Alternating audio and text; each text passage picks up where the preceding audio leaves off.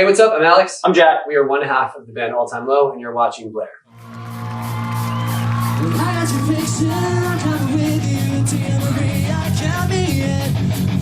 This was our first time doing a TV performance in the US. I was so nervous. Whenever it's like you get one chance to get this right kind of situations, I get butterflies. I get very nervous. So I was freaking out. We also played the song so fast. So fast. This was before we started playing to a click track, which has become a lifesaver, and you know, we should have done it then.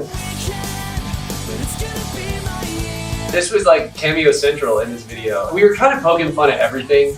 Like, I watched that video now and it's pretty cringe, but like, at the time it was all very much like a self-referential kind of joke about how dumb the scene was at the time. So that scene in particular, Pete was actually not even there. No, he filmed it on the set of Damned If I Do video, yeah. And we green screened him in. But I remember with Hoppus coming up to set, we were so like nervous and thinking like, is he actually gonna show? Is he gonna show off? It was one of the first times we like met Mark. We didn't believe it till he showed up and we're like, okay, it's actually happening. So the video is super bizarre. It was like concept-y video, and I think the idea here was like it's an obscure reference to like seeing your child self in a dream. And so it was kind of just like being faced with the innocence of who you were years ago kind of thing. So that's Mini Alex. It was mini me. That whole video was pretty trippy to film, to be honest. It was like kind of, there was all kinds of weird referential moody stuff in that. I wonder how they casted Mini Alex. That is, don't know. It's above my pay grade. So that was our guitar tech, Danny, in a T-Rex costume that he'd put on every night. Obviously. I think like after years of touring, you just like try to figure out ways to not go insane while also or you just go slightly insane. Yeah. The guitar throw is like the terrifying moment in the set because it can go very, very wrong, and it has before.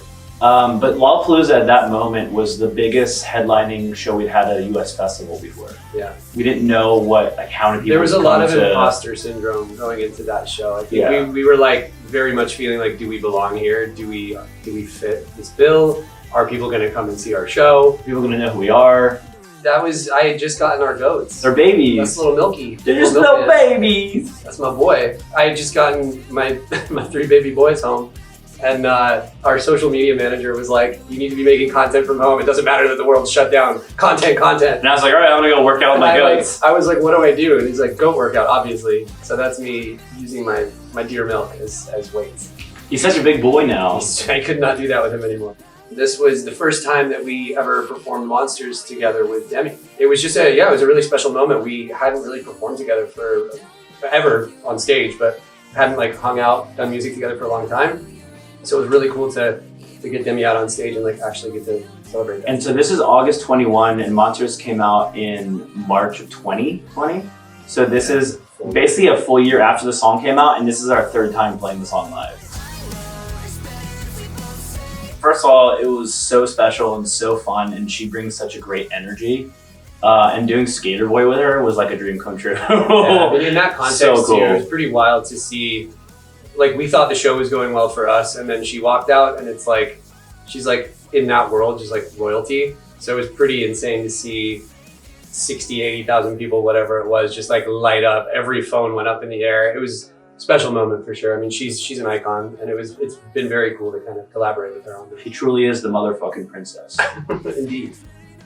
We've been touring for like 17 years. This is our 10th time in Australia.